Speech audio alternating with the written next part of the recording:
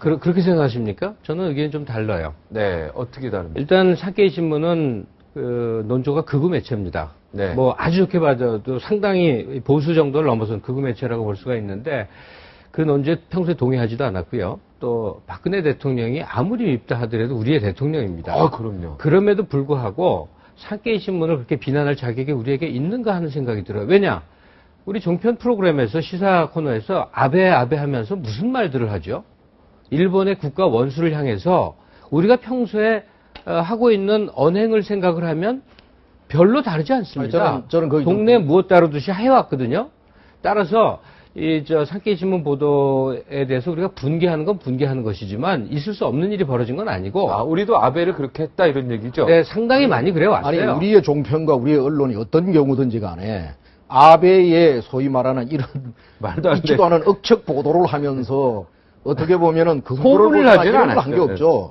아베가 소위 과거에 있었던 명백한 역사적 사실을 부정하고 신사참배하고 과거의 식민지 역사의 학살, 그 다음에 동북아 평화를 깨트린 그 역사적 죄를 전면적으로 부인을 하니까 이거는 일국의 정상이 어떻게 손바닥을 가지고 명백한 역사적 사실을 부인하느냐, 그런 가운데 있어서 아베에 대해서 좀 우리가 격한 감정을 토로한 적은 있어도 한 번도 우리 어느 언론이 소위 다른 나라의 정상을 향해서 사생활에 대해서 아니 네, 찌라시 정도의 찌라시 수준의 이런 억측 보도를 한 적이 없죠. 저는 맞습니다. 그 부분에 관해서는 전혀 명백하게 좀 부정하지 않아요. 그런데 다르게 우리가 규정해야 된다. 이렇게. 네, 그건 맞습니다. 우리가 아베의 사생활에 대해서 어쩌고 저쩌고 감나라 배나라 그리고 그걸 또 비판하고 그것도 있지도 않은 억측을 가지고 기사하진 않았죠. 사실은 그 별로 빌미가 안 나와서 그런 건데요. 네. 제가 아베 정권을 좋아하지도 않고 산케이 신문을 전혀 옹호하고 싶지도 않은데 이런 얘기를 하는 이유는 1년의 빌미를 줬다는 사실이에요. 지금 벌어진 소위 7시간 증발 소동은 청와대가 빨리 진화를 해야 됩니다. 첫째, 어떻게 7시간이 사생활입니까? 공무원이나 조그만 회사 직원이라도 근무 시간 중에 7시간 동안 실종돼 있었으면 그건 문책감이에요. 황지우 한예종 총장이 근무지 이탈이라는 걸로 해갖고 비난받다가 자리에서 물러났는데요. 그 근무지 이탈이 뭐냐면, 그러니까, 문화부 본부 보고를 하고 오는 길에, 서울에 그 성곽 다시 만들어진 거 있습니다. 그게 보기 좋다고 그래서 이렇게 구경 1시간 하고 돌아갔는데, 그거에 근무지 이탈이라고 꼬투리를 잡혀서 그랬거든요. 그 다음에 또 하나, 이게 어떻게 사생활이라는 표현이 있을 수가 있죠? 근무 시간은 사생활이 아니할 뿐더러 설사 근무 이후에도 대통령이 무슨 동네 그 부분에 관해서 9시부터 5시까지 대통령이고 그 점에 관해서 사생활이라는 표현을 어느 누구가 공식적으로 했습니까? 그것은 그 부분을 가지고 지금 억측을 가지고 말이 안 되는 공세를 하는 쪽에서 지금 하는 얘기고요. 아니, 새누리당 지금 의원이 좀 전에 우리 존경하는 우리 김갑수 평론가 선생님께서 하신 실종이라는 말도 그건 전 맞지 않는 말씀이고요. 대통령이 청와대에 계셨죠. 대통령이 청와대의 공적 업무를 수행하실 시간 이전에는 대통령도 사람이니까 주무셔야 되고 개인 생활이 있을 수 있죠. 그러나 여느 공무원과 마찬가지로 대통령께서 공식적인 업무를 시작할 그 시간에는 대통령이 청와대에 나와서 정상적인 국청에 임하고 계신 거죠. 다만 그러니까 그 부분에 관련돼 그 시간에 청와대에 저는 그 부분에 관련돼 가지고 지금 현재 보십시오. 그날 그 일련의 이 과정들을 보면요. 나는 우선 청와대에서 처음에 이번에 그 일부 인사들이 국회에 나가서 난 답변 과정에서 난 이런 부분에 관한 좀 미스가 있었다고 봅니다. 대통령은 국정에 임하고 계시는 것이고, 그리고 또 대통령이 거기에 대해서 일거수일투족에 관련된 부분을 소위 공식 채널이 아닌 경우에는 국가 원수에 관한 동선이라든지 업무의 내용은 그건 어떻게 보면 국가 기밀에 해당되는 얘기입니다. 그렇게 대통령님께서는 청와대에 계셨고 정상적인 업무를 집행하고 계셨고, 그리고 또 거기에 관련돼 가지고는 비서실에서 그것을 대외적으로 공개된 장소에서 그렇게 얘기를 하기는 그렇다 이렇게 얘기하고, 꼭 필요하다 그런다면 아마 이렇게 좀 문제를 풀었으면 이런저런 억측이 안 나왔을 거라고 봅니다. 그날 세월호에 말이죠, 1시 30분까지 정부나 우리 국민 어느 누구도 소위 말해서 거의 승객 대부분이 구조된 걸로 알고 있었습니다. 그리고 3시 30분에 가서 비로소 소위 긴박한 사태가 벌어졌다고 사태 파악이 되었고요.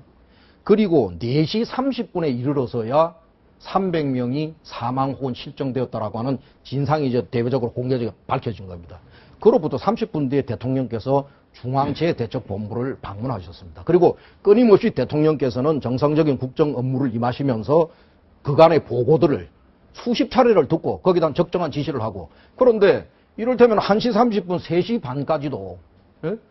이를테면 현재 그 이후에 세월호 사태에 벌어진 그 상황과는 다른 상황으로 언론에도 보도가 되었죠. 네, 그게 자, 이제 또 언론의 그런 것들을 다 과태출로 가는 바람에 그런 것들을 다 포함을 주시겠네요. 해서 이거를 7시간 동안에 대통령이 적정하게 국정에 임하시면서 거기다 적정한 제처를 하고 최종적 이 사건의 실체가 밝혀진 30분 후에 중앙대책본부를 가서 바로 뭐냐면 각종 지시를 하시고, 그리고 당시 참모가 이 사고 현장에를 가자는 것을 전부 다 극구 반대를 했습니다. 그럼에도 불구하고 대통령이 이건 무슨 소리냐, 이 부분은 국가원수인 내가 현장을 가서 이 부분을 봐야 되겠다, 이렇게 해서 가신 대통령 아닙니까? 그런데 네, 저한테 발언 지금 이제 정치 공세를, 이게 무슨 일본 산케이 신문에 관한 제가 얘기를 그걸 했습니다만은 이건 제가 보건대는 정치가 이런 부분에 관련돼 가지고는 금도를 지켜야 되는 겁니다. 국익을 위해야 되는 것이고요. 네, 반론지 계십시오. 사실관계에서 많이 좀 차이가 있는데 전반적인 얘기를 하겠습니다. 일단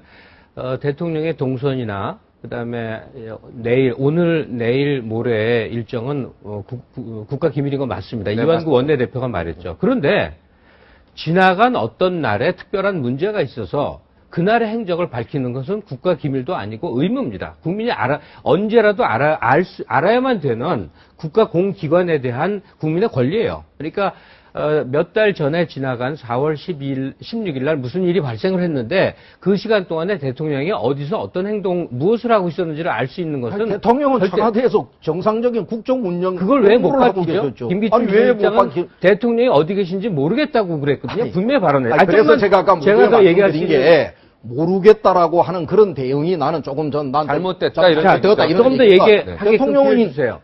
닉슨의 워터게이트, 그다음에 클린턴 대통령의 지퍼게이트 시절에 그 행위가 벌어진 날 분초 단위로 모든 것이 낱낱이 공개됐습니다. 문제가 된다면 대통령은 다 낱낱이 드러나야 되는 겁니다. 그런 역할을 하라고 있는 겁니다. 아까 얘기하다 잠깐 지나갔습니다만 대통령은 사생활 없습니다. 자기 일생 중에 5년 동안은 국가를 위해서 다 바치도록 되어 있기 때문에 낮이고 밤이고 새벽이고 아침이고 있을 수가 없는 겁니다. 세상에 퇴근하면 대통령 아닌 그런 대통령이 이 세상에 어디 있을 수가 있겠어요? 네, 맞는 얘기죠. 자, 이완구 원내대표가 말한 대통령의 동선과 일정을 말하라는 것은 국가 기밀이다라고 얘기하는데 그것은 사실을 호도하는 것이고 지금 이 순간이나 이후의 것을 말할 수 없는 것이지 지나간 것은 밝힐 수 있는 거고요.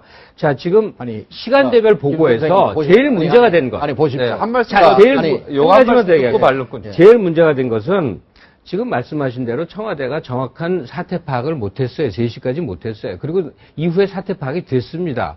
배가 뒤집어졌고 그 안에 300명의 실종자, 사람들이 안에 있어서 지금 어떻게 돼 있을지 몰라. 이 상황이에요. 그러니까 사실 죽었을지도 모르는 상황이 벌어진 사태입니다. 그랬을 때 박근혜 대통령이 4시 반에 최초로 한 발언은 구명조끼를 입었다는데 왜 못 나옵니까? 즉, 현상을 모르는 발언을 한 겁니다. 네. 그 상황을 모르는 발언을 한 거예요. 제가 그 말씀을 좀 드리겠습니다. 진상조사위를 이번에 구성을 해서 그동안에 제가 보건대는 정말 말도 안 되는 지역적 문제를 가지고 뭘 추천을 누구로 하냐, 이거를 뭐 수사권을 주느냐, 기소권을 주느냐, 이런 문제들을 가지고 지금 오랫동안에 사실은 이미 벌써 지금 이 위원회가 가동이 되어서 진상이 다 밝혀지고 후속 대책들을 만들어 가야 되는데 이제 비로소 됐습니다. 이것도 참 안타까운 것인데요. 이 조사를 통해서 우리가 밝혀내야 될 게 뭡니까? 뭐냐면 그 엄청난 사고가 벌어졌는데도 당시에 국가기관인 해경이나 그 조난 구조 체계에 있어가지고의 소위 언론이나 청와대조차도 보고해주는 내용이 아까도 제가 말씀드렸다시피 4시 30분에 이르러서야 이것이 이런 엄청난 사고입니다라고 보고가 되었고, 그건 우리 박준진 앵커께서도 아시는 거 아닙니까?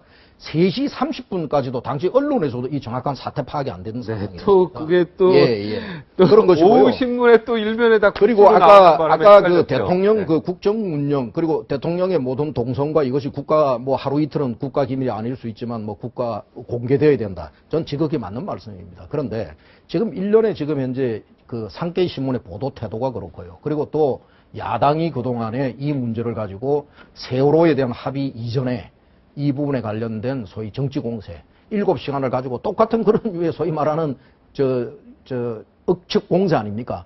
그런 속에서 소위 대통령의 동선 뭐 이런 문제, 그런 유의 지금 현재 그것도 안 됐던 겁니다. 그래서 아주 쉬운 네, 이유가 이제 비로소 오늘 박영선 아니, 원내 그러면 대표가 예를 하나 들어볼게요. 이왕구 한마디로. 대표께서 네. 아니, 내 요 말씀만 네. 하고 얘기를 마치겠습니다. 이왕구 대표께서 이제 두 대표가 세월호 특별법 합의를 했고 이젠 진상조사위가 굴러가는 거 아니겠습니까? 네. 그런 속에서 이런 문제들은 정상적 기조 속에서 다 나오고 얘기하고 국민들에게 이렇게 나올 사안이다. 이런 것입니다. 네, 59초 예. 후에 다시 돌아와서 반론 듣겠습니다.